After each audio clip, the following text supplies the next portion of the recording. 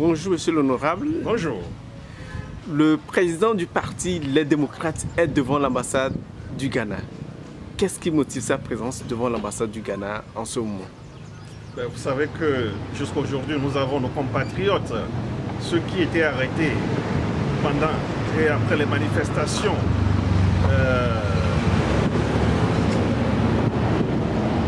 Pendant les manifestations, sont toujours en prison.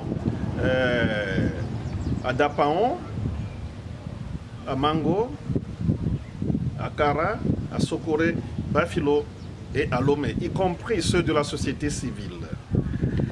Et aussi le respect de la feuille de route de la CEDEAO. C'est pour ces raisons que je suis ici devant l'ambassade du Ghana pour continuer ou bien reprendre la grève de la faim. Vous en avez jusqu'à quand? C'est illimité. Et je demande au peuple togolais et la diaspora togolaise aussi de faire la même chose. C'est un combat de longue haleine. Et je crois que nous devons tous mettre la main à la pâte pour la libération de notre chère patrie. Vous avez du soutien? J'ai du soutien. Vous voyez un grand soutien avec moi ici. Monsieur de Nouboueke, c'est Fovi Katakou.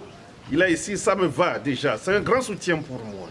Et d'autres viennent me saluer, me soutenir. Y compris les passants, les riverains. Hein? Beaucoup de personnes viennent ici pour me soutenir. Il y en a qui vont venir encore ce soir, demain. Il y a quelques jours, vous étiez devant l'ambassade des États-Unis. Ça a apporté des fruits? Oui, beaucoup de fruits.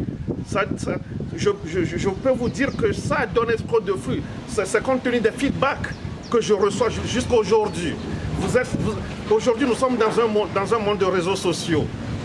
Il y a le WhatsApp, il y a Facebook, il y a Twitter. Et aujourd'hui, j'ai eu trop de feedback depuis que j'étais devant l'ambassade des États-Unis. Y compris ce matin, il y a même des gens qui appellent de l'ambassade des États-Unis pour me soutenir. Ce matin même ici.